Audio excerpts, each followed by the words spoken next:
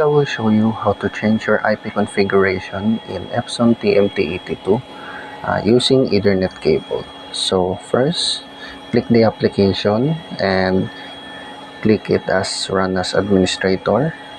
And after that, here it will lead you to the Check Installation. Proceed next. And here in License Agreement, read before check the Agree. And also read it. Check the Agree and install.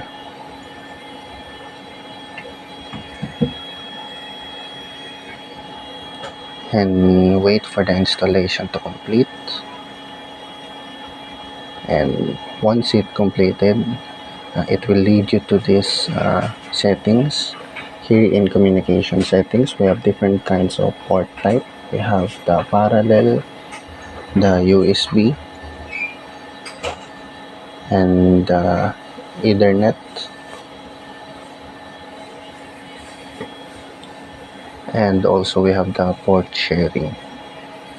So today we will using the Ethernet. So here in port, just select any kinds of port setup.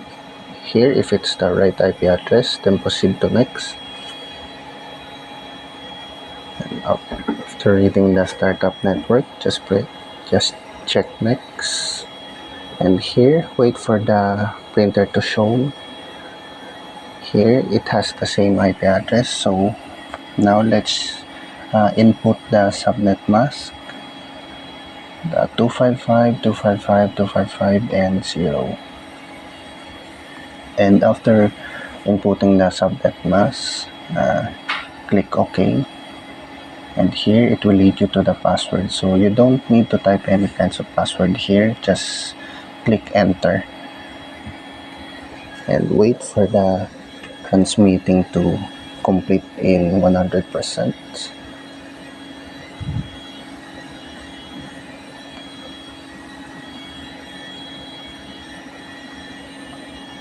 So this progress is, it may take a while, so just wait for it.